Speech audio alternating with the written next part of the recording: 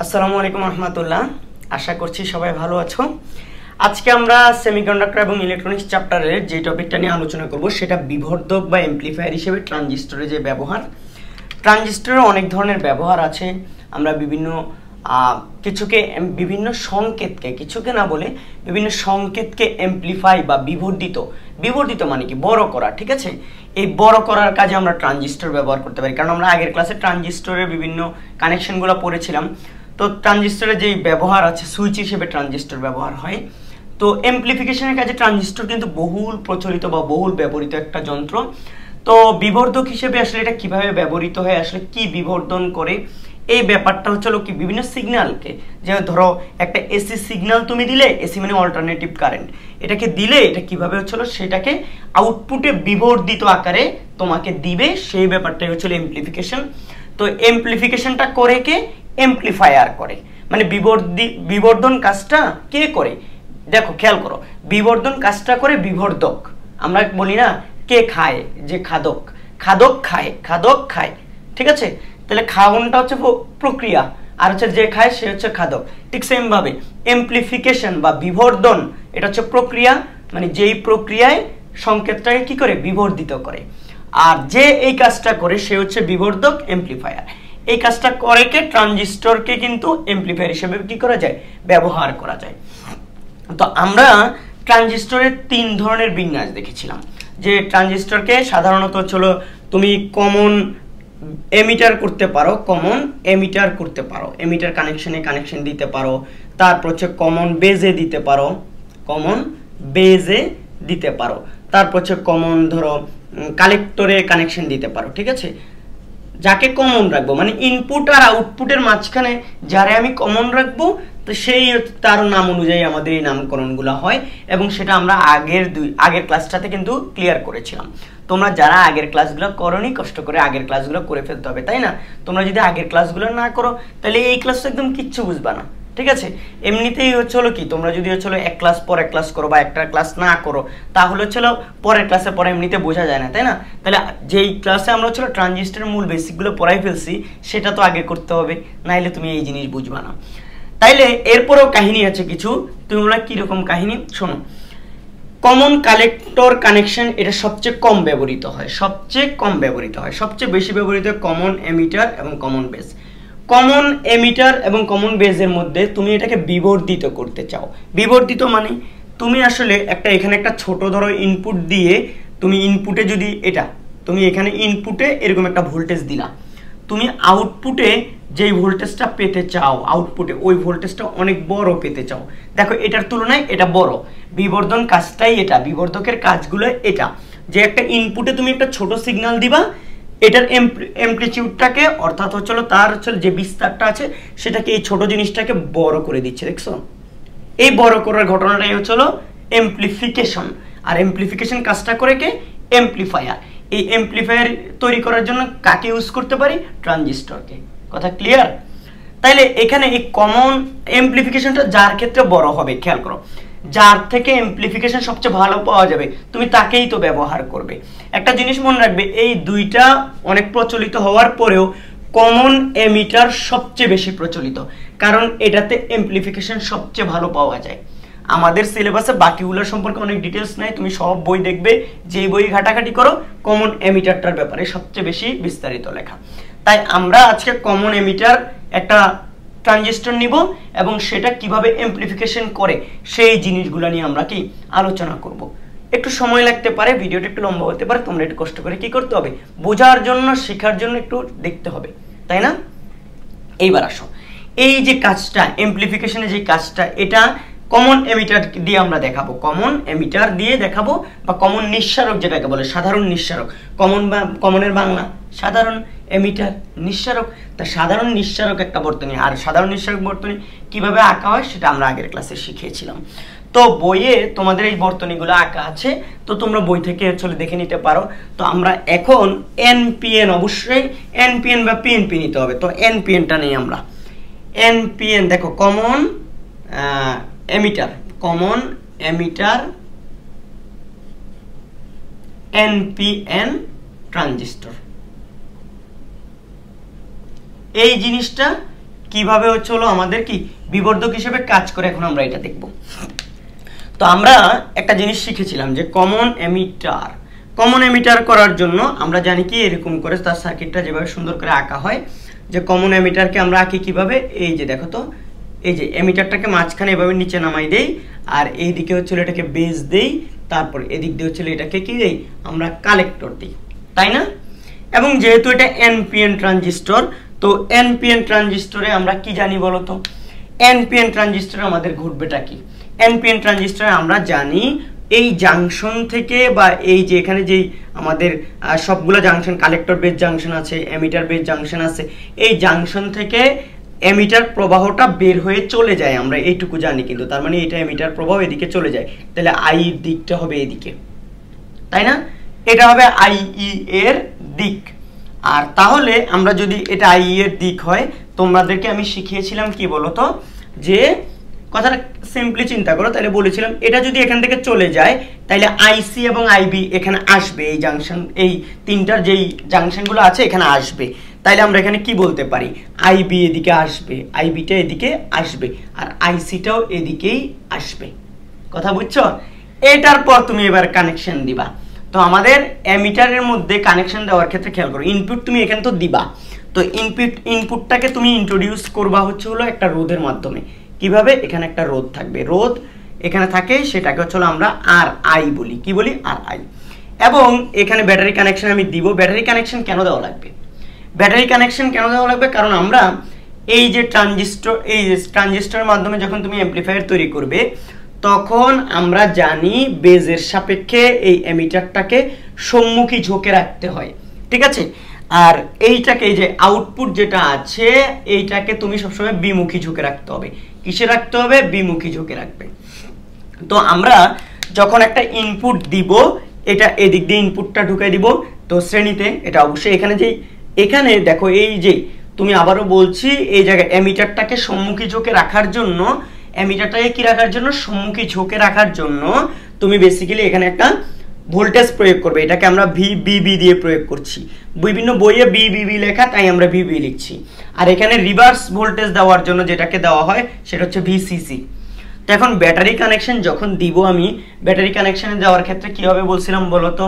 আমাদের এটা যেহেতু এনপিএন ট্রানজিস্টর, মনে রাখো, আগে বোঝো এনপিএন ট্রানজিস্টর, তাহলে এটা এন, এটা পি, এটা আবার এন।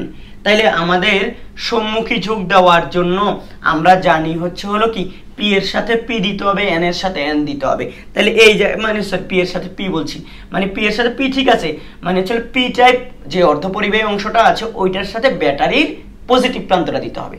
তাইলে এখানে পি, এটা পি আর এটা হচ্ছে এন। আমি এখানে কানেকশন যেটা দিচ্ছি এই জায়গায়, এখানে এই পি এর দিয়ে কানেক্টেড আর এই দিয়ে হচ্ছে এন কানেক্টেড। তাহলে এন এর সাথে নেগেটিভ প্রান্ত হবে, তাহলে এটা হচ্ছে এন, আর এই পজিটিভের সাথে আবার এদিক দিয়ে কি হবে? পজিটিভ হবে। কথা বুঝছো? এই তো ব্যাটারি কানেকশন শেষ। আবার এদিকে এটা তো বিমুখী ঝুঁকে রাখবো। বিমুখী ঝুঁকে রাখার জন্য কি করতে হয় বলো তো তোমরা আমাকে? বিমুখী ঝুঁকে রাখার জন্য পজিটিভের সাথে হচ্ছে দিতে হবে নেগেটিভ, নেগেটিভের সাথে দিতে হবে পজিটিভ। তাহলে এইটা এখানে নেগেটিভ, আর এই পাশটা হচ্ছে এই যে এটাও এদিক দিয়ে নেগেটিভ। তাহলে এখানে আমাদের কি করতে হবে? এই জায়গায় কানেকশনটা কিভাবে দিতে হবে? তো আমরা জানি যে হচ্ছে কি, আর এখানে তুমি যদি এই দিক দিয়ে তুমি চিন্তা করো, এই যে এই জায়গাটা দিয়ে চিন্তা করো, এদিক দিয়ে যদি তুমি এটাকে যেহেতু হচ্ছে কি দিবা, সবসময় বিমুখী চোখে রাখবা, তাইলে তুমি এই যে এন এর সাথে, এই এন এর সাথে এদিক দিয়ে ব্যাটারি পজিটিভ প্রান্ত আর এদিক দিয়ে ছোট করে নেগেটিভ প্রান্ত দিয়ে দিতে পারো, শেষ কাজ। তাইলে এইটা থেকে আইসি প্লাস প্রান্ত থেকে এই আইসি তৈরি হয়ে এখানে গিয়ে আবার এখানে শেষ হবে। আবার এদিক দিয়ে আইবিটা এখান থেকে সৃষ্টি হয়ে এভাবে গিয়ে এখানে শেষ হবে, আইবি এখানে ঢুকবে। এই যে আইসি এবং আইবি আসে এবং আইসি আইবি মিলে আই হিসেবে প্রবাহিত হয়। তো হলো ভাইয়া, এটা আরেকটু বুঝান তো। আচ্ছা, আমরা একটা কথা বলি না, যে বলি যে চলে কি, এই যে বেজের সাপেক্ষে বেসিক্যালি কি করা হয়? বেজের সাপেক্ষে এমিটারকে সম্মুখী ঝুঁকে রাখা হয়। তো তুমি বলবে এটা কেমনে? বেজ যেদিকে যায়, বেজ এমিটারও ওই দিকে, দেখো তো দিকটা, এটাই বেজের সাপেক্ষে এমিটারকে সম্মুখী ঝোঁক, বেজ যেদিকে এমিটার ওই দিকে। এটা একটা ব্যাপার। অন্য আরেকটা ব্যাপার বলতে পারো তুমি, আসলে এই যে এমিটার হচ্ছে হলো ইলেকট্রন নিঃসরণ করে, তো এই এমিটার ইলেকট্রন যেদিকে নিঃসরণ করে, এমিটারের প্রবাহ তার বিপরীত দিকে হবে। তো এমিটার ইলেকট্রন এই দিকে দেয়, ইলেকট্রন এই দিকে দেয়, অ্যামিটার ইলেকট্রন কোন দিকে দেয়, এদিকে দেয়। এদিকে দিলে কিছু ইলেকট্রন 5% মতো ইলেকট্রন এই বেজের দিকে ঢোকে, বেজের দিকে ঢোকে। বেজ খুব পাতলা করে তৈরি করা হয়। খুব পাতলা করে কেন? কারণ আমাদের আউটপুট বেশি পাওয়া লাগবে, আমরা চাই আউটপুট বেশি পেতে। এই জায়গায় আইসিটা বেশি হবে। এই ট্রানজিস্টরের ক্ষেত্রে আমরা জানি বেজটা খুব পাতলা হয় এবং বেজের ক্ষেত্রে কিন্তু ডোপিং সবচেয়ে কম করা হয়। এটা আমরা আগের ভিডিওতে বলেছিলাম, ডোপিং কম করা হয় মানে ভেজাল কম মিশ্রিত করা হয়। তো অ্যামিটারে সবচেয়ে বেশি ভেজাল, এবং এই অ্যামিটারে বেশি ভেজাল হইলে তোমার খেয়াল করো, অ্যামিটারে বেশি ভেজাল হইলে ওর হচ্ছে বেশি ইলেকট্রন ও নিঃসরণ, যেহেতু এনপিএন ট্রানজিস্টর তাহলে ইলেকট্রন নিঃসরণ করবে। ও ইলেকট্রন এদিকে দিবে, বেজ মাত্র 5% ইলেকট্রন রেখে বাকিগুলাকে কালেক্টরে পাঠিয়ে দিবে। তো বেজের দিকে দেখো, এদিক থেকে ইলেকট্রন যেহেতু যায় তাইলে ইলেকট্রনের বিপরীতে তার প্রবাহ সৃষ্টি হয়, তাই আই এর দিকটা নিচের দিকে। কথা বুঝছো? আর বেজ প্রবাহটা দেখো, ইলেকট্রন এদিকে বেজের দিকে ঢোকে, তাইলে এই আই বিটা তড়িৎ প্রবাহটা তার বিপরীতে সৃষ্টি হচ্ছে। এখান থেকে ইলেকট্রন গিয়ে কালেক্টরের দিকে 95% ইলেকট্রন ঢোকে, তড়িৎ প্রবাহ তার বিপরীত হয়। তো এরপর আমরা জানি হচ্ছিল কি, যেহেতু আইসির দিকটা এদিকে, নিশ্চিতভাবে এখানে প্লাস হইলেই তো কি এদিকে যাইতে পারে আইসি। আবার এদিকেও ঠিক সেম, আইবিটা এদিকে হওয়ার কারণে অবশ্যই এই পাশে প্লাস, প্লাস হওয়ার কারণে তো এটা এই পাশে যেতে পারে, কারণ আমরা জানি তড়িৎ প্রবাহ প্লাস থেকে সৃষ্টি হয়ে কোথায় যায়, মাইনাসে যায়। কথা বোঝা যায়? অনেকভাবে বলা যায়, এগুলোকে অনেকভাবে তুমি ব্যাখ্যা করতে পারো, অনেক কিছু আমি অনেকবার ভিন্ন ভিন্নভাবে বলেছি, তোমরা জটিল করে ফেলো না আবার, ঠিক আছে? সহজবোধ্যভাবে করার জন্য আমি ব্যাটারি কানেকশনটা বোঝানোর জন্য এতগুলো কথা বললাম। তাহলে আমাদের কানেকশনটা কিন্তু হয়ে গেছে, কানেকশন হয়ে গেছে না? এই কানেকশনের ক্ষেত্রে হয় কি, তুমি এখানে যেটাকে দাও আউটপুট রোধ, এটাকে আরএল বলা হয়। কি বলা হয় বলো তো? আরএল। তো শুরুতে একদম ইনিশিয়ালি কিন্তু তোমার এই ভোল্টেজগুলো দেওয়ার আগে আইসি 0, আইবিটাও কি 0। যখন তুমি এটা দিলে, এখন এবার খেয়াল করো, এটা তুমি তো দেখো এখানে তোমার যেই আমাদের এখানে কি আছে বলো তো, বেজ এবং অ্যামিটার জাংশনে একটা বাধা আছে না, বিভব বাধা। আমরা জানি প্রত্যেকটা ডায়োডে একটা বাধা থাকে। সিলিকনের জন্য সেটা 0.7, জার্মেনিয়ামের জন্য 0.3, তাই না? ও সরি, নাকি জার্মেনিয়ামের জন্য 0.3, সিলিকনের জন্য 0.3, জার্মেনিয়ামের জন্য কত? 0.7, ঠিক আছে?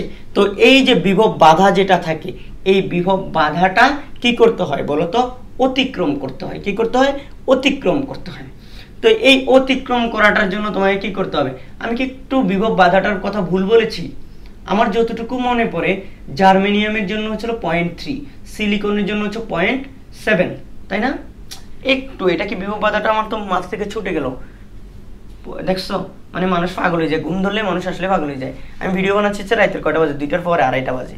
এখন আমি মানে হচ্ছিল ঘুম ঘুম চোখে তারপর ভিডিও করতে আসছিলাম, এই জন্য মনে মাথাও লেগে গেছে নাকি? তোমরা এটা একটু কষ্ট করে কি কারেকশন করে দিবে তো আমাকে কমেন্টে। দেখো, তাইলে এই বিভব বাধা তো সব ডায়োডেরই থাকবে, তাহলে এই বিভব বাধাটাকে অতিক্রম করতে হবে। এই যে এটা, এই জিনিসটা, এই ভোল্টেজটা অ্যাটলিস্ট বিভব বাধার চেয়ে বেশি হইতে হবে।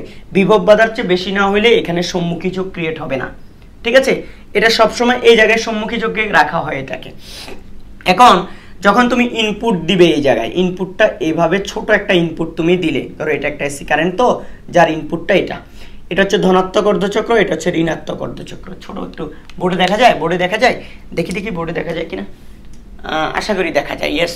তাহলে এই জায়গায় যদি দেখা যায়, এই ইনপুটটা দিলে না, যখন ধনাত্মক অর্ধচক্র হবে তখন হচ্ছে, শোনো, যখন ধনাত্মক অর্ধচক্র আসবে তখন তোমার এই দিকে হচ্ছে হলো কি, এই ধনাত্মক, তুমি এটা একটা এসি কি দিচ্ছ, এটা একটা ভোল্টেজ না, এটাও তো একটা ভোল্টেজ। তুমি যেটা ইনপুট দিচ্ছ সেটাও একটা ভোল্টেজ আকারেই তো দিচ্ছ। ওই ভোল্টেজটা এই বায়াস ভোল্টেজ যেটা বলা হয়, এটার সাথে মিলে সম্মুখী যুগটারে আরো বাড়াবে। সম্মুখী যুগটারে কি করবে? আরো বাড়াবে। তো সম্মুখী যুগ আরো বাড়াবে মানে কি? সম্মুখী যুগ আরো বাড়াবে মানে হচ্ছে ইলেকট্রনকে কি করবে? বৃদ্ধি করবে। ইলেকট্রনকে কি করবে? বৃদ্ধি করবে। তাহলে আরো বেশি ইলেকট্রন কোথায়? কালেক্টরে ঢুকবে, ঠিক আছে? এখানে দেখো যে ইনপুটটা তুমি দিবা, এই ইনপুটের কারণে কি হবে বলো তো? ইনপুটের কারণে এই যে ইনপুট যেটা দিচ্ছ, এটার সাথে তো শ্রেণীতে এটা এখানে ঢুকাচ্ছ তুমি, এই যে ইনপুটটা এখানে দিচ্ছ, তাহলে এটার সাথে এই কোষের সাথে এই কোষটাও কি আসে? শ্রেণীতে না? তুমি বলো এটা কোষ থেকে, ওমা যেটা তুমি একটা ইনপুট দিচ্ছ এটা একটা ভোল্টেজ আকারে দিচ্ছ না, এই ভোল্টেজটাই তো এখানে ঢুকতেছে, তাহলে এটার সাথে এটা শ্রেণীতে, তখন এই দুটো ভোল্টেজ মিলে সম্মুখী যুগটাকে কি করে? বৃদ্ধি করে। ফলে তুমি খেয়াল করো, সম্মুখী যুগ বৃদ্ধি করে, ফলে অধিক সংখ্যক ইলেকট্রন কোন দিকে ঢোকে বলো তো? কালেক্টরের দিকে ঢোকে। ফলে আইসি এর মানও বেড়ে যায়, আইসি এর মানও কি?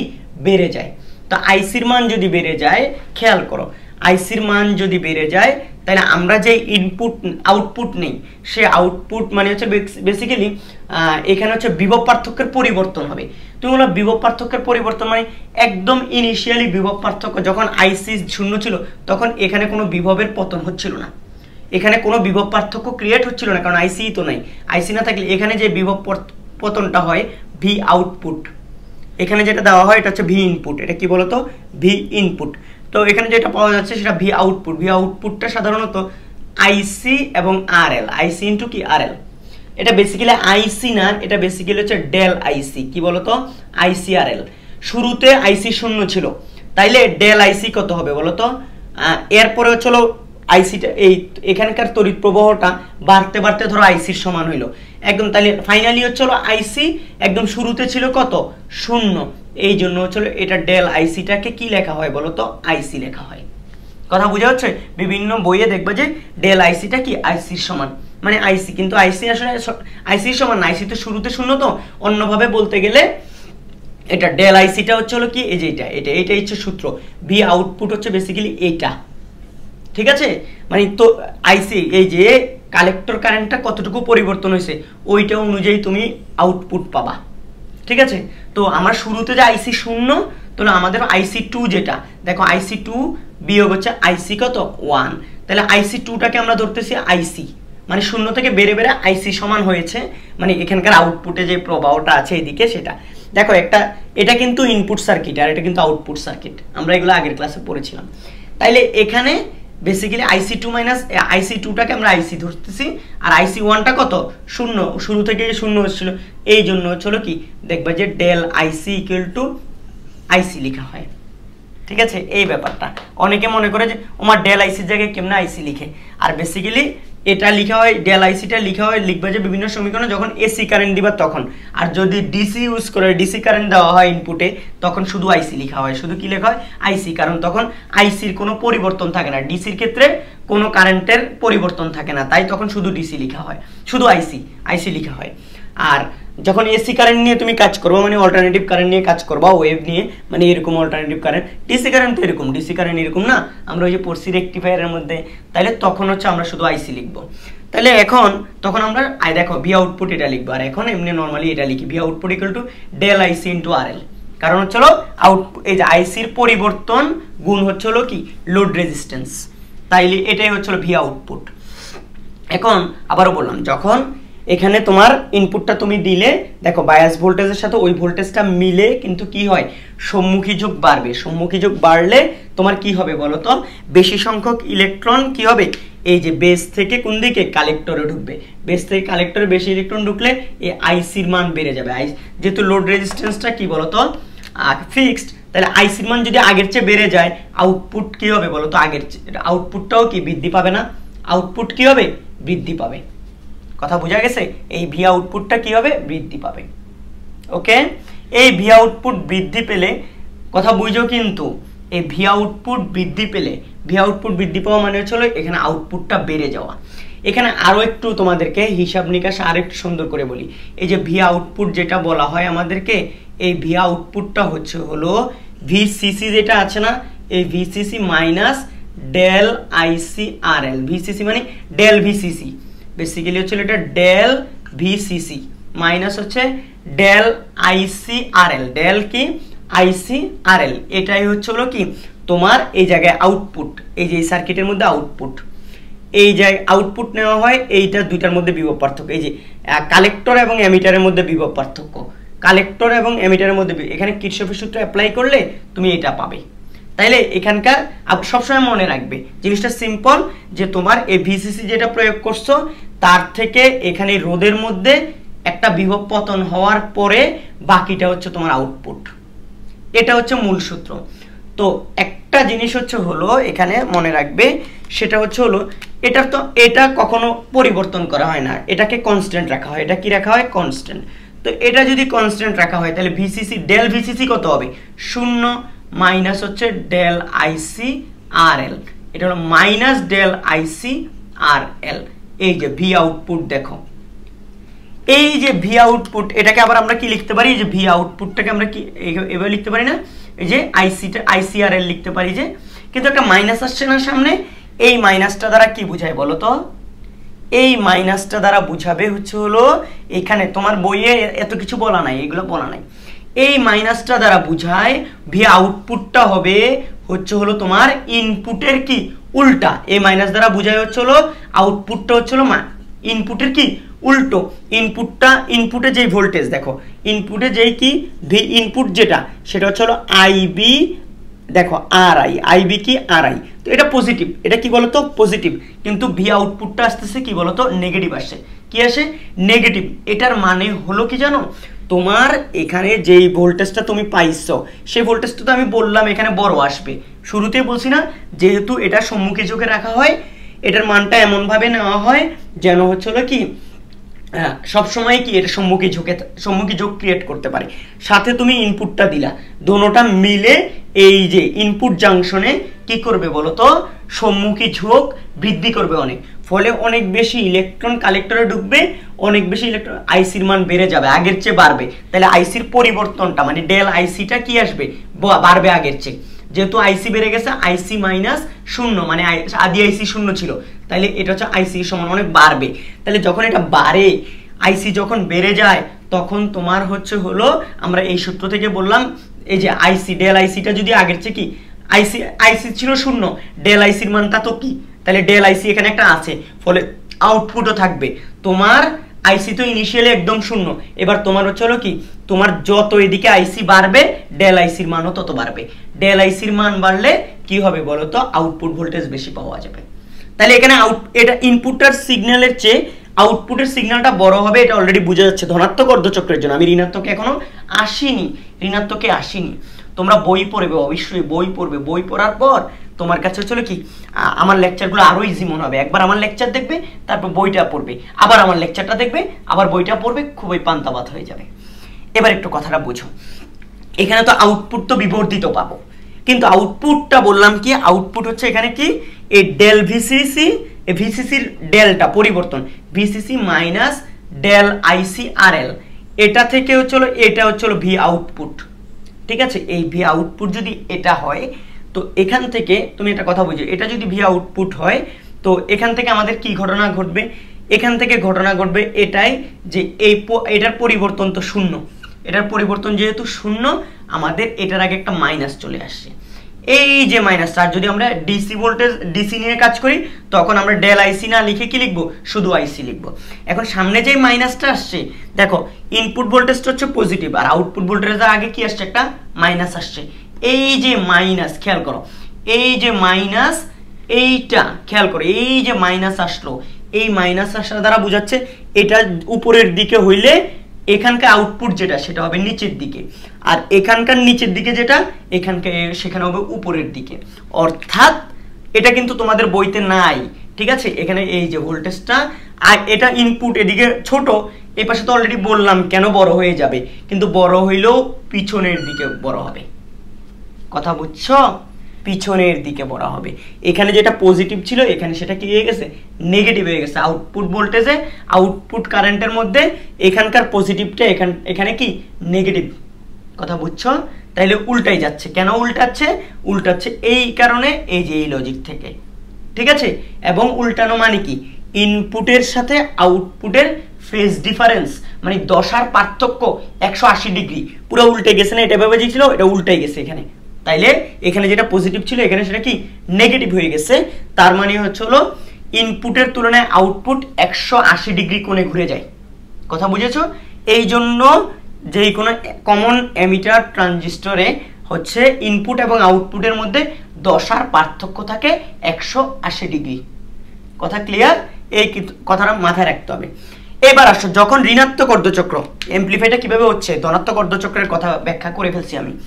এইবার ঋণাত্মক অর্ধচক্র, তোমরা এটা বই থেকে, তপন স্যারের বইয়ে সবচেয়ে ভালো আছে, ইসাক স্যারের বইতেও ভালো আছে। তুমি যদি এটা হচ্ছে গোলাম হোসেন প্রামাণিক স্যারের বইয়ে যাও, তাও খুব ভালোভাবে ব্যাখ্যা করা আছে। বইয়ে যা ব্যাখ্যা আছে ওই ব্যাখ্যাটাই আমি বুঝাচ্ছি সুন্দর করে। দেখো এবার যখন ঋণাত্মক অর্ধচক্র আসবে, আমরা জানি এসি কারেন্টের ক্ষেত্রে আগে এই যে তুমি ইনপুট যে এখানে যখন এটা ঢুকাবা ঋণাত্মক অর্ধচক্রের সময়, তখন এটা হচ্ছে বিমুখী ঝোঁকে কাজ করবে। আগে দেখো ধনাত্মক অর্ধচক্রের জন্য কিন্তু এই ব্যাটারির সাথে সাথে ধনাত্মক অর্ধচক্র সম্মুখী ঝোঁকের জন্য কাজ করছে, ঝোঁক সম্মুখী।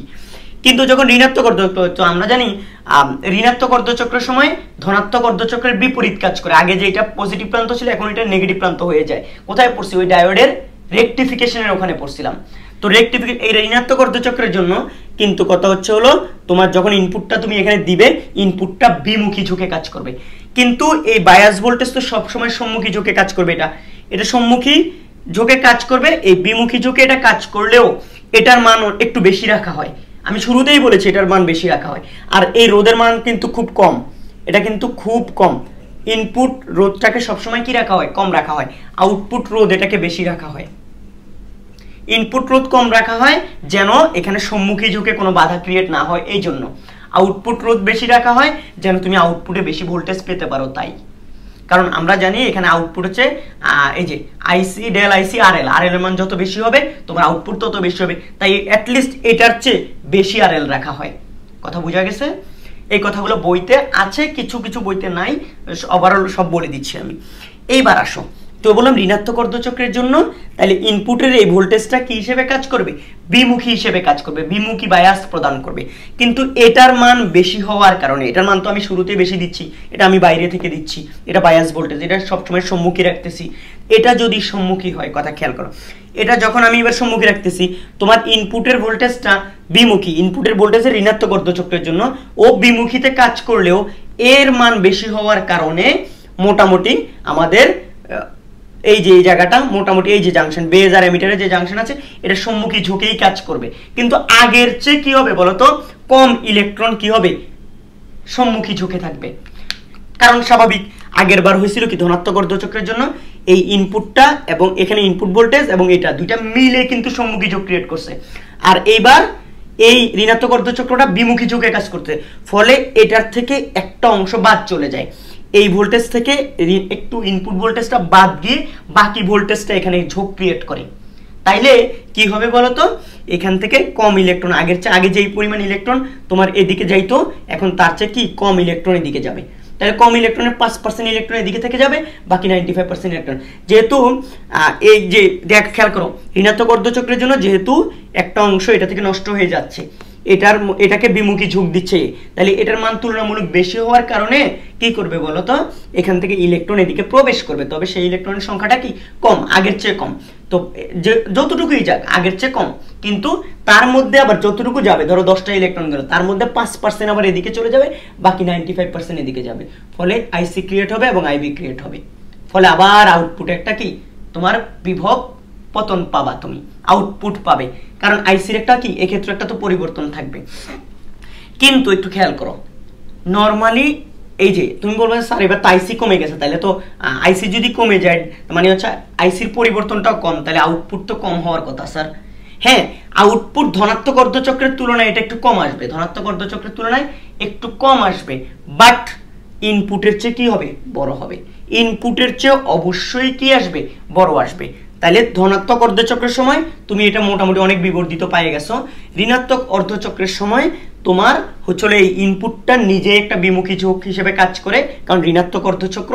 বাট এটার মানটা আমার বায়াস ভোল্টেজটা এত বেশি রাখা হয় যে তোমার এই ইনপুট ভোল্টেজটা বিমুখী ঝোঁকে কাজ করলেও বাকিটা দিয়ে মানে বিমুখী ঝোঁকে যে কাজ করবে তা তো এটা থেকে বাদ চলে যায়, বাকি এরপরও বাকি যে ভোল্টেজটা থাকে ওইটা কি করে এখানে ইলেকট্রনের ফ্লো তৈরি করে, এদিকে ইলেকট্রনের ফ্লো তৈরি করে, তাহলে আই নিচের দিকে আসে, আই এর মান এবার কমে যায়। ঋণাত্মক অর্ধচক্রের জন্য ধনাত্মক অর্ধচক্রে আই এর মান যা, ঋণাত্মক অর্ধচক্রে আই তার চেয়ে কম। তো আই কম হইলে আই বিও তুলনামূলক আগের চেয়ে কম হয়, আইসিও আগের চেয়ে কি কম।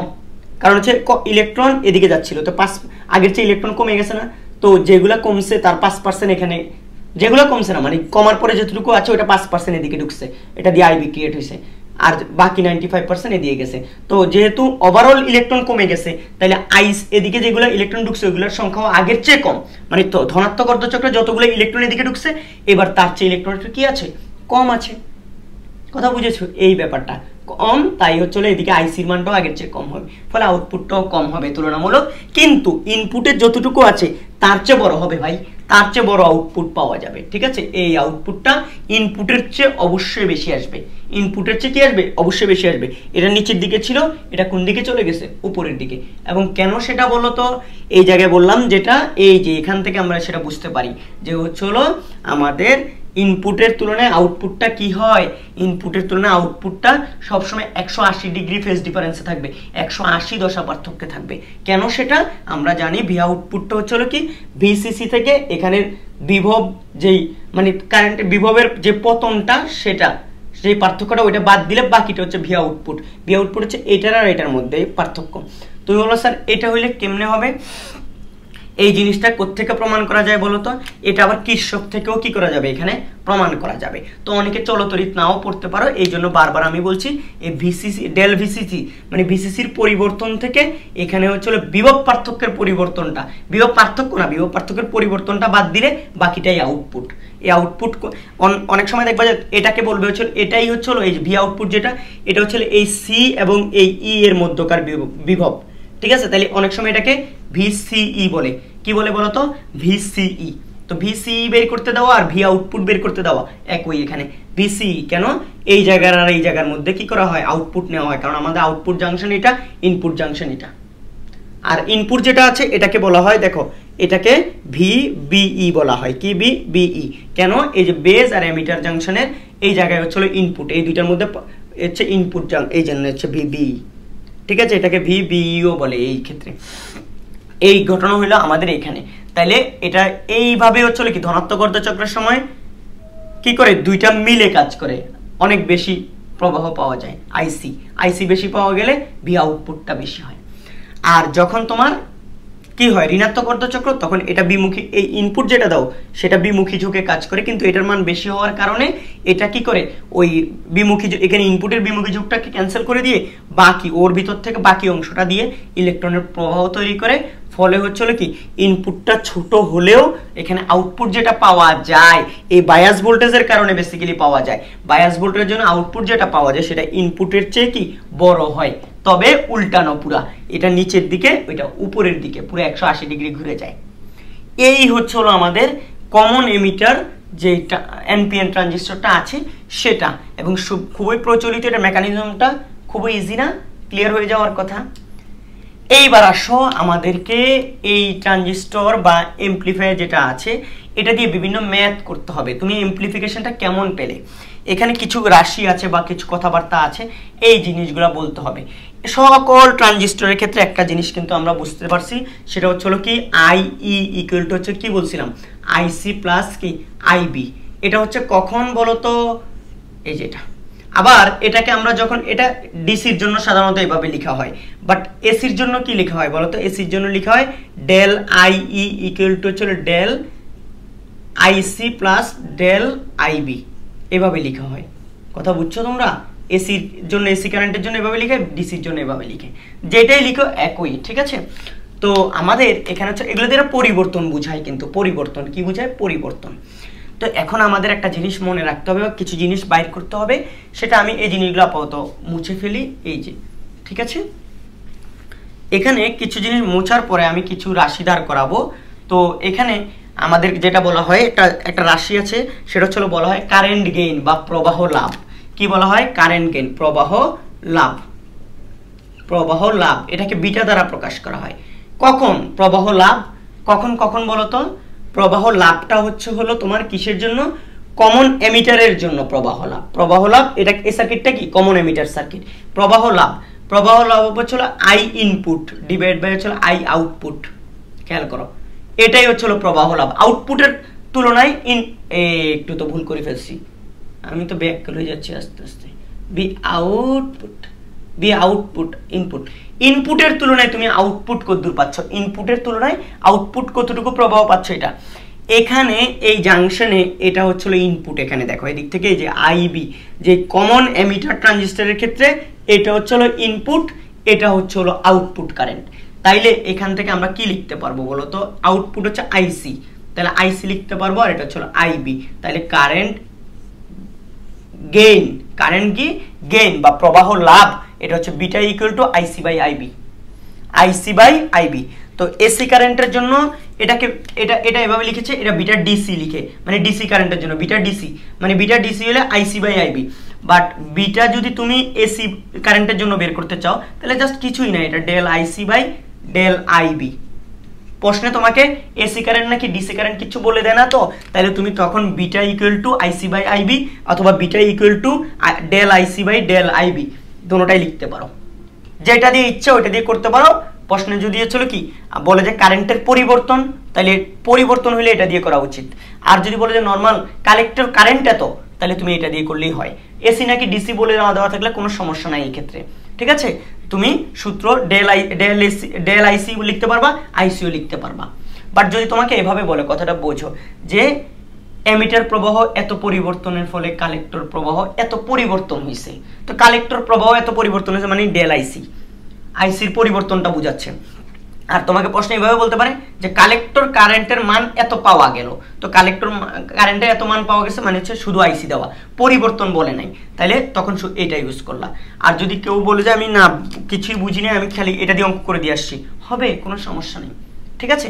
Del IC by del IB অথবা beta equal to IC by IB লিখলেও হবে। কিন্তু ওই যে শুধু বললাম যে এসি কারেন্টের ক্ষেত্রে হচ্ছে আইসি গুলো পরিবর্তন হয়, বাট কিসে ডিসি কারেন্টের ক্ষেত্রে আইসি পরিবর্তন হয় না, এই জন্য এটাকে এইভাবে লেখা হয়। তো আমাদের বইগুলোতে ইসাক স্যারের বইতে খুব সম্ভবত এসি আর ডিসি ব্যাপারগুলো বলা আছে, তপন স্যারের বইতে নাই, গোলাম হোসেন প্রামাণিক স্যারের বইতেও মনে হয় আমি খুব একটা দেখি নাই, না দেখেছি আমার খেয়াল নেই এক্স্যাক্টলি। মানে কি আন্তাজি বললে আবার তো অনেকে গাইলা বা কমেন্টে যে হচ্ছিল কি আপনি বলছেন এই বইয়ে নাই কিন্তু এই বইতে দিছে, তো আমার মনে নেই এক্স্যাক্টলি। কিন্তু কত হচ্ছে এই জিনিসটা এসি আর ডিসির জন্যই শুধুমাত্র ডেলটা দেওয়া হয় আর ডেল দেওয়া হয়, এটার ক্ষেত্রে পরিবর্তন বোঝায়, এটা পরিবর্তন না।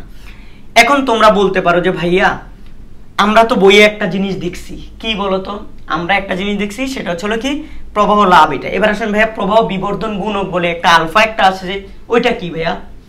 আসলে আলফাটা হলো কমন বেজ যে ট্রানজিস্টরটা আছে না, তা কমন বেজ অ্যাম্পলিফায়ার যেটা আছে ওইটার হচ্ছিল প্রবাহ লাভ। কমন বেজ এমিটারের হচ্ছে প্রবাহ লাভ, ওইটাকে প্রবাহ বিবর্ধন গুণক যদিও আমাদের বইগুলোতে বলা হয়েছে প্রবাহ বিবর্ধন গুণক, তবে কথাটা হচ্ছে ওইটা কার জন্য, ওইটাও এক ধরনের প্রবাহ লাভ। সেটা কোন কানেকশনের জন্য? সেটা হচ্ছে কমন পিট কানেকশন বা কমন বেজ কানেকশন, ঠিক আছে, সাধারণ পিট কানেকশনের জন্য। সাধারণ পিট কানেকশনে আমরা কি জানি বলতো?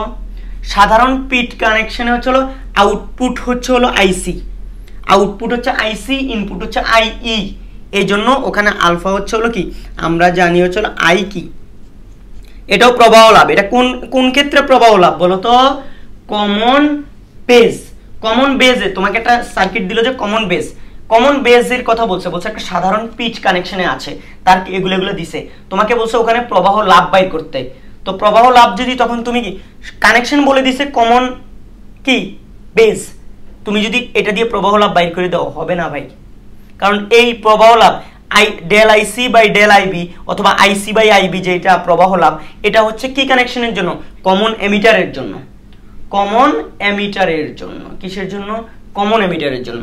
বাট তোমার প্রশ্নে বলছে কমন পিট, কমন পিটের জন্য যদি তোমার কি বাইর করতে বলে, কমন পিটের জন্য তোমাকে যদি বলে যে প্রবাহ লাভ বাইর করতে, তার মানে কমন পিটের কারণে প্রবাহ লাভ মানে হচ্ছে আলফা প্রবাহ, তখন তুমি আবার কি এর বিটা বাইর করে দিও না, কানেকশনটা দেখবা কমন পিট নাকি হচ্ছিল কি common base, sorry common pit নাকি হচ্ছিল কমন এমিটার। কমন পিট মানে common base, English, I am good in English, that's why I have made a mistake, do you understand? ওরে বাবা অনেক বেশি ইংলিশ বলে বেশি ভুল হইলে আবার কি তোরা হচ্ছে ট্রল করবি নাকি? দেখিস দেখো, তাইলে আমাদের এখানে একটা জিনিস আমরা কি বললাম, যখন এটাকে এখানে আমরা বেসটাকে রাখতাম, এই পাশে এমিটার এই পাশে কালেক্টর রাখতাম কানেকশনটা, তখন ওই সার্কিটের ক্ষেত্রে আমরা প্রবাহ লাভ কেমন পাইতাম একটু জিনিস যদি দেখি। আমরা জানি এখানে 5% ইলেকট্রন ঢুকে, এখানে হচ্ছিল কত ঢুকে? এখানে ঢুকে হচ্ছিল 95%, তাইলে এইটার আর এখানে হচ্ছে 100%, তাহলে এই আইই সবচেয়ে বেশি, এবং সেটা আমরা কোন সূত্র থেকে জানি? এখান থেকেও জানি আইই হচ্ছে এই দুইটার সমষ্টির সমান। কিন্তু আইবি এবং আইসির মধ্যে কিন্তু আইবি অনেক ছোট, আইসি অনেক বড়, তাই না? কারণ হচ্ছে আইসির মধ্যে 95% ইলেকট্রন ঢোকে, আর এদিকে 5% ইলেকট্রনের প্রবাহ তো 5%ই হবে, এদিক দিয়ে আইসিটা হচ্ছে 95%, তার মানে এটার তুলনায় প্রায় অনেক গুণ, ঠিক আছে, প্রায় 100 বা তার কাছাকাছি গুণ হচ্ছে এখানে আইসি হবে। তো একটা জিনিস এখানে কমন পিট কানেকশনে যেটা হচ্ছে হলো আই আউটপুট আর আই ইনপুট, এটা হচ্ছে হলো আই আউটপুট হচ্ছে হলো তোমার কি বলতো, এটার মধ্যে আই আউটপুট হচ্ছে আইসি আর আই ইনপুট হচ্ছে আইই, মানে হচ্ছে হলো কমন পিট কানেকশনে alpha equal to IC by I, IC by কি বলতো আইই। তো আমরা এসি কারেন্টের জন্য এটাকে লিখতে পারি যে আলফা ইকুয়াল টু কি বলতো ডেল আইসি ডিভাইড বাই কি ডেল আইই। এই কথা বুঝেছো? তো এই যে আমরা জিনিসটা বুঝলাম সবকিছু। এখন তোমাকে যদি পরীক্ষায় একই সাথে দুইটা জিনিস বলে, একটা সার্কিট দিয়ে বলো কমন এমিটার কানেকশন দিছে, কি দিছে কমন এমিটার কানেকশন, ওই কানেকশনটাকে তুমি কমন এমিটার কানেকশন মানে এখানে যা যা আছে রোধ যা আছে, কথা বুঝো রোধ যা আছে ইনপুট এবং আউটপুটে যেসব রোধ আছে এগুলাকে যদি তুমি অপরিবর্তিত রেখে তুমি এই কানেকশনটাকেই যদি এমিটার থেকে কমন বেজে নিয়ে যাও, এইটাই হুবহু এটা কমন বেজে নিয়ে যাও, তাহলে তুমি যেই কি পাবা যেই প্রবাহ লাভটা পাবা ওইটা কিন্তু এটা পাবা। একই কানেকশন, খেয়াল করো একই কানেকশন, তুমি যদি সবকিছু কমন এমিটারে সাজাও তাহলে তুমি প্রবাহ লাভ পাবে এটা, আর যদি বেজটাকে কমন রেখে এখানে বেজ মাঝখানে বেজ রেখে এখানে এমিটার এখানে কালেক্টর দিয়ে সাজাও তাহলে তুমি কারেন্ট গেইন পাবে এত।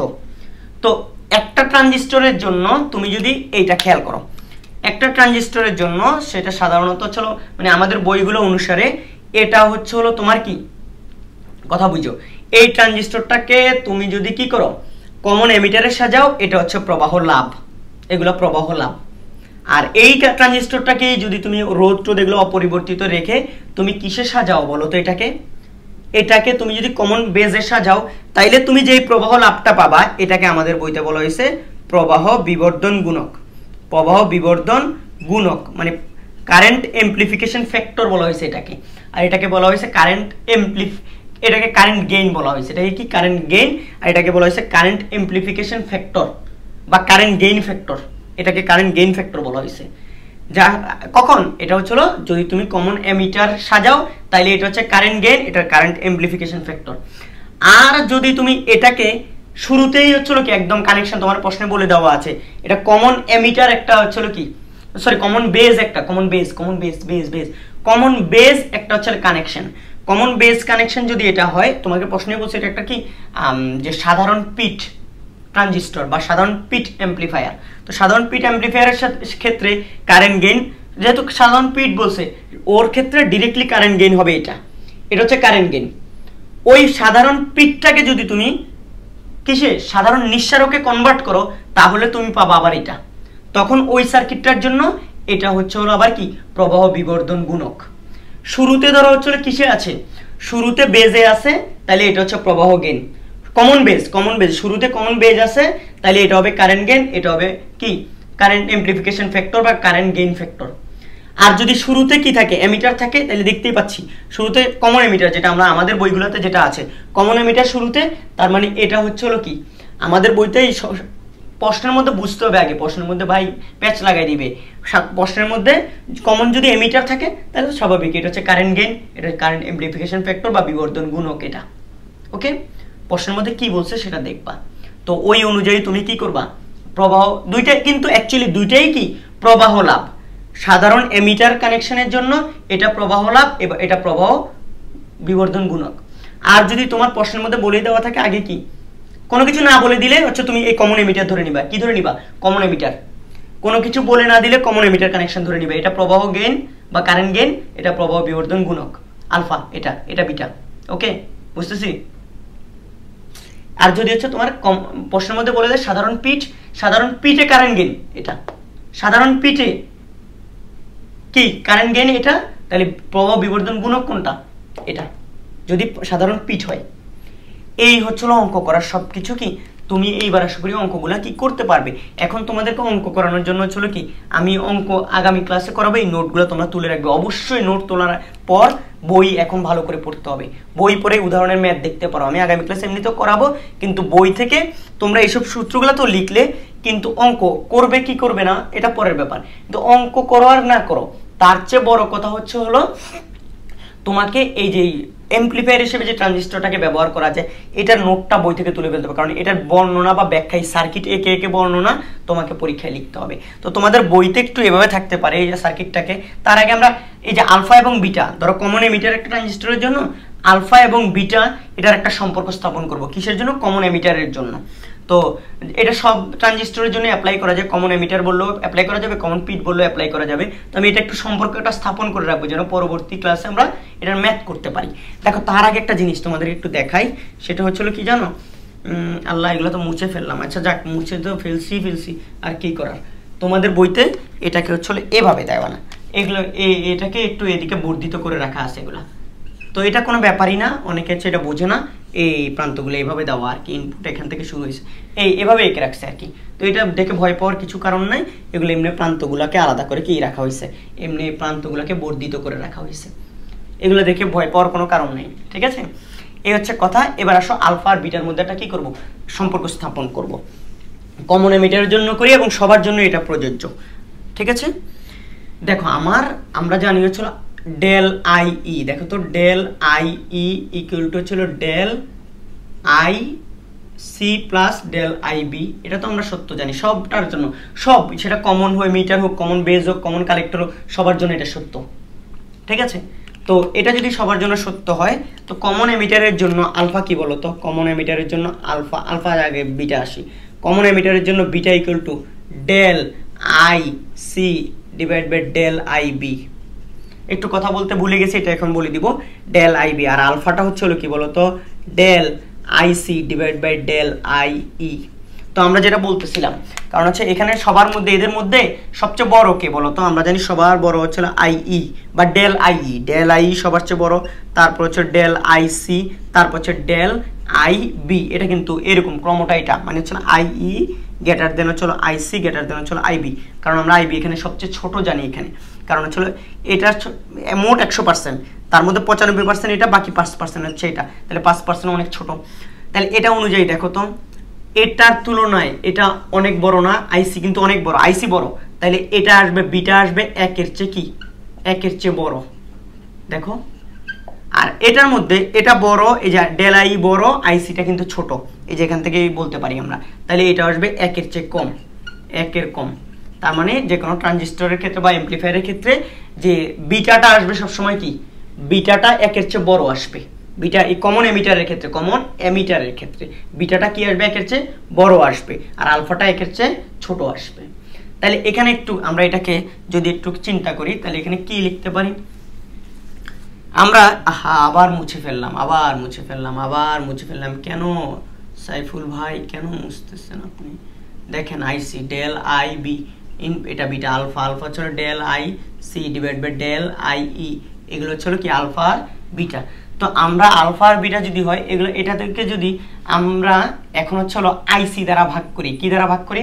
উভয় পক্ষকে ডেল আইসি দ্বারা ভাগ করি, তাইলে হচ্ছে হলো দেখো তো ডেল আইসি দ্বারা ভাগ করি, তাহলে এটা আসবে। আর ডেল আইসি দ্বারা ভাগ করার আগে এটাকে আমি একটু কি আচ্ছা ডেল আইসি দ্বারাই ভাগ করি, কোনো সমস্যা নাই। তুমি বলো কেন? দেখো ডেল আইসি দ্বারা ভাগ করলে del I E divide by del IC পাচ্ছি। আবার এটা হচ্ছে কি del IC divide by del IC, okay, plus হচ্ছে del I B divide by হচ্ছে কি ডেল, আমার ডেলগুলো বিশ্রী না, আইসি।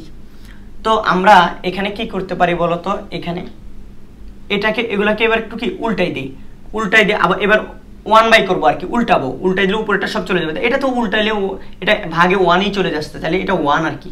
আর এটা 1, উল্টাইলেও 1, আবার পাল্টাইলেও 1, যাই করো এটাকে 1। এটাকে উল্টাই দিলে কত আসবে? এটা এমনিতেই কাটাকাটি করার পর 1, তাহলে আবার উল্টাইলে কত? 1ই আসবে, এটা এই জন্য 1 বলতেছি। আর এটা কি আসবে? ডেল আইসি ডিভাইড বাই কি ডেল আইবি, উল্টা দিছি, এটাকে উল্টে দিব, তাহলে ডেল আই ই নিচে আর ডেল আইসি কোথায়? উপরে। এইবার আসো তো, দেখো তো ভাইয়ারা, আমরা এখান থেকে কি বলতে পারি বলতো?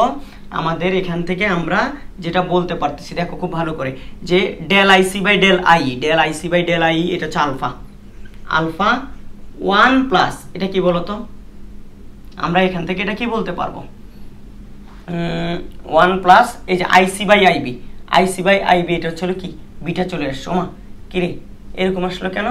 1 প্লাস বিটা, আমি কি কোথাও ভুল করেছি? একটু ভুল হয়েছে, এটা মনে হচ্ছে কোথাও একটা।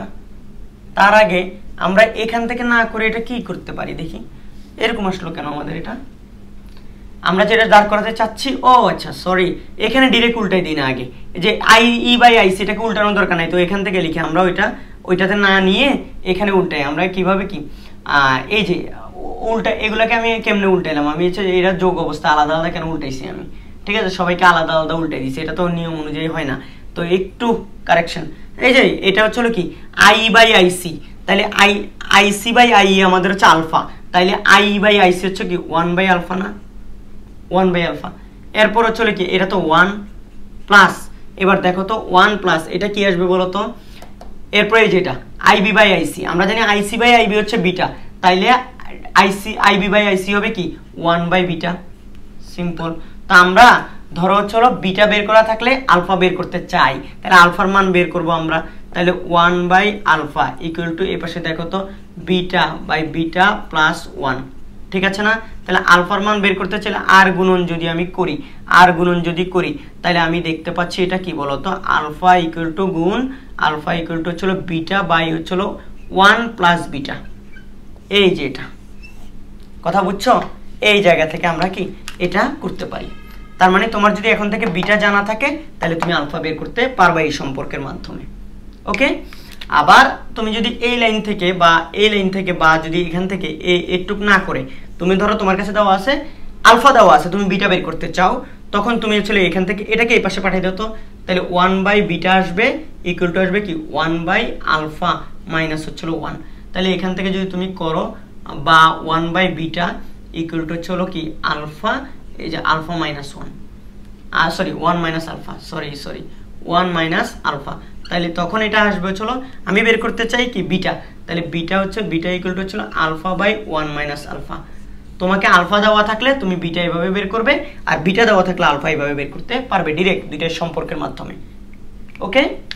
এগুলা দিয়ে আগামী ক্লাসে হচ্ছিল আমরা কি বিভিন্ন ম্যাথমেটিক্যাল টার্ম, আমি হচ্ছিল কি একদম ছোট ছোট বাচ্চা ম্যাথগুলোর থেকে, মানে আমি কতগুলো বোর্ড কোশ্চেন নিব এবং হচ্ছিল ইঞ্জিনিয়ারিং এ আসছে এরকম কোশ্চেন নিব, ওইগুলো নিয়ে তোমাদেরকে কি এগুলো বোঝানোর চেষ্টা করব।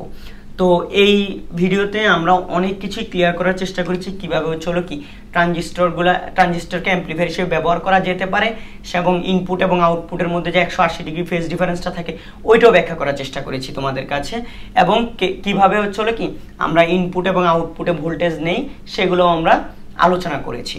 তো এই জিনিসগুলোকে কাজে লাগিয়ে এবার ম্যাথমেটিক্যাল টার্ম সলভ করব ইনশাআল্লাহ আমরা, এবং এটার ব্যাখ্যাটা কিন্তু বই থেকে আসবে, পরীক্ষায় আসে, তাই তোমরা বোর্ড পরীক্ষায় বেসিক্যালি তাই তোমরা অ্যাম্পলিফায়ার যে ট্রানজিস্টর হিসেবে ব্যবহার করা যায় ওইটার ব্যাখ্যাটা তোমরা কোত্থেকে পড়ে ফেলতে হবে, এবার বই থেকে পড়ে ফেলতে হবে ইনশাআল্লাহ। এই ছিল আজকে আমাদের ভিডিওর আলোচনার বিষয়, তোমরা এর পরের ভিডিওগুলো দেখবে, তাহলেও চলো ওভারঅল জিনিসটা ক্লিয়ার হবে, না হলে তো একটু কঠিন থেকে যাবে, তাই না? আজকে এতটুকু পর্যন্ত, সবাই ভালো থাকো, সাবধানে থাকো, আমার জন্য আমার আব্বু আম্মুর জন্য বেশি বেশি কি করবা, দোয়া করবা। আমরা তো এই দুনিয়ায় সবাই কেউ স্থায়ীভাবে থাকবো না, তাই না? হয়তো একসময় এমন অনেকে ভিডিওটা দেখবে তখন আমি দুনিয়াতে থাকবো না, আমার জন্য এবং আমার আব্বু আম্মুর জন্য একটু বেশি বেশি তোমরা দোয়া করবা। সবাই ভালো থেকো, সাবধানে থেকো, আল্লাহ হাফেজ।